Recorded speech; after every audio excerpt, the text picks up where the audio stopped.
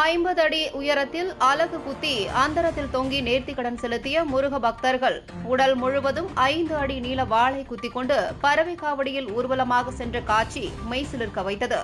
10 அடி முதல் 20 அடி நீளம் வரை வாயில் வேல் அலகு குத்தியும் பெண் பக்தர்கள் தேர் இழுத்தும் வேண்டுதல் நிறைவேற்றினர்.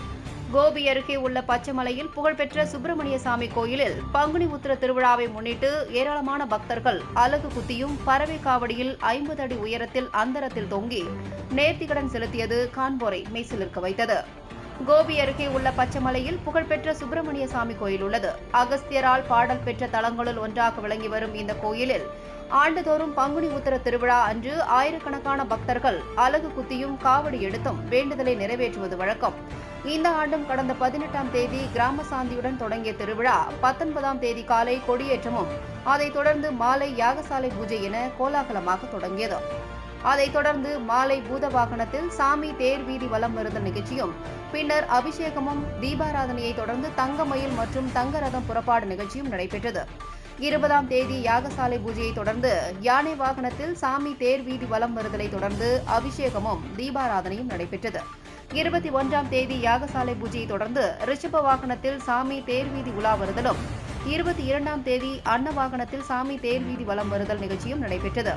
அதைத் தொடர்ந்து 23ஆம் தேதி யாகசாலை பூஜையை தொடர்ந்து ஆட்டுக்கிடாய் வாகனத்தில் சாமி தேர் வீதி வலம் வருதலும் பின்னர் சாமி திருத்தேருக்கு எழுந்தருளலை தொடர்ந்து சண்முக கடவுளுக்கு வெள்ளை சாற்றப்பட்டு தீபாராதனை நடைபெற்றது.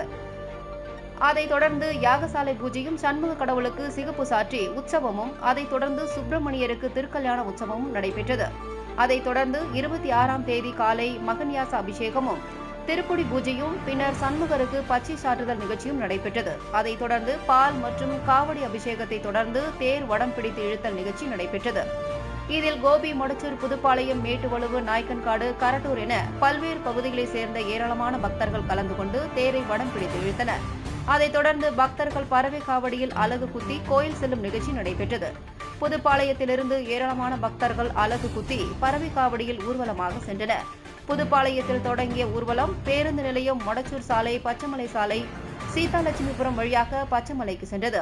இதில் முதுகில் குத்தப்பட்ட கத்தியுடனும் முதுகில் அலகு குத்திய நிலையில் ராட்சத கிரேனில் ஏற்றப்பட்ட பக்தர்கள் ஊர்வலமாக சென்றபோது பல்வேறு இடங்களில் சுமார் 50 அடி உயரத்தில் அந்தரத்தில் தொங்கியவாறு பக்தர்கள் வேண்டுதலை நிறைவேற்றியது காண்போரை மெய்சிலிர்க்க வைத்தது.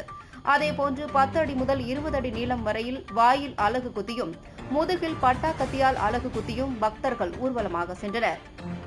அலகு குத்தி பறவை காவடியில் ஊர்வலமாக செல்வதை காண்பதற்காக புதுப்பாளையத்திலிருந்து பச்சைமலை வரை ஏராளமானோர் சாலையோரமாக நின்று பக்தி பரவசத்துடன் வணங்கி சென்றனர். முருக பக்தர்களின் பறவை காவடி ஊர்வலம் காரணமாக ஈரோடு சத்தி சாலையில் போக்குவரத்து மாற்றம் செய்யப்பட்டது. பங்குனி உத்திர திருவிழாவை முன்னிட்டு ஏராளமான பக்தர்கள் திரண்டதால் ஏராளமான போலீசார் பாதுகாப்பு பணியில் ஈடுபடுத்தப்பட்டிருந்தனர்.